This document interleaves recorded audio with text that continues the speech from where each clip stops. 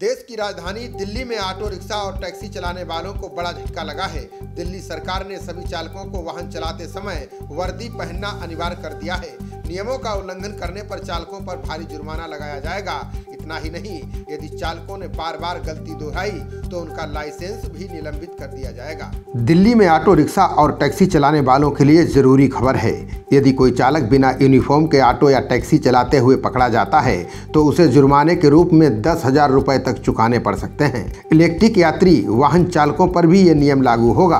दिल्ली परिवहन विभाग द्वारा चालकों को लेकर ड्रेस कोड का आदेश जारी किया गया है। परिवहन विभाग ने कहा कि अगर कोई चालक नियम का पालन नहीं करता है तो ये परमिट की शर्तों के उल्लंघन के समान होगा।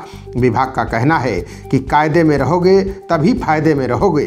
ड्रेस कोड लागू करने को लेकर जब परिवहन विभाग के अधिकारियों से बात की गई तो उन्होंने बताया कि ऐसा G20 समिट की वजह से किया गया है। अक्सर देखा जाता है कि ज़्यादातर ऑटो और टैक्सी ड्राइवर परमिट की शर्तों का पालन नहीं करते हैं।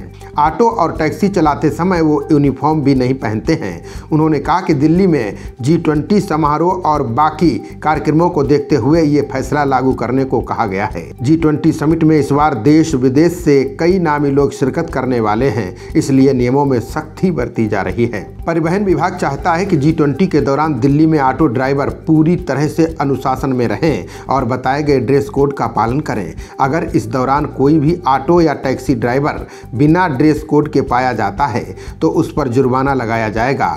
एक अधिकारी ने बताया कि आदेश का बार बार उल्लंघन करने पर संबंधित ड्राइवर पर जुर्माने के साथ ही उसका ड्राइविंग लाइसेंस और वाहन का रजिस्ट्रेशन भी कैंसिल किया जा सकता है। शुरुआत में ड्राइवरों को वर्दी पहनने के लिए परिवहन विभाग द्वारा जागरूकता पैदा करने पर ध्यान केंद्रित किया जाएगा।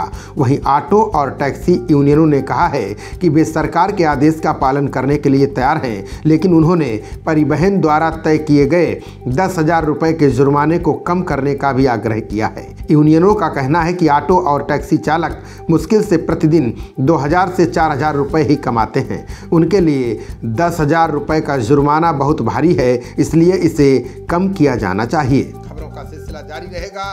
देखते रहिए जनप्रवाद। नमस्कार।